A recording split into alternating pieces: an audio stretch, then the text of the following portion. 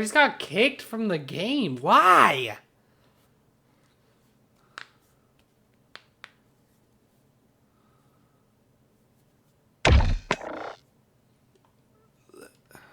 I don't get this fucking game. It's a fucking joke.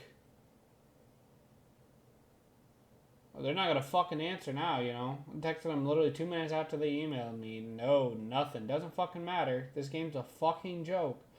Kicks me from any lobby I play. You can't be good at this game, chat. I don't know if you're in here, but if you are, just listen, okay? Listen. This is a life lesson for fucking COD because it's shit. Do not do good. Get 2 kills a game.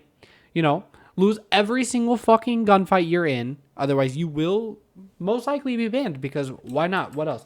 Okay, so what you're going to want to do, you're going to want to lose every single gunfight that you're in. Okay, lose all of them. Once in a while, don't ever pop off. You camp. You camp in a corner and you only kill if you have to. Make sure you die. Okay, at least 3 to 4 times a game.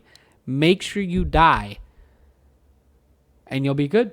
You could win like every, 100 games and you might be fine. But even then, you'll get fucking reported because people get pissed off when they die. So you get literally shadow banned because Call of Duty cannot fix their fucking game. It is so ass and so unfair that they don't give a fuck about us, bro.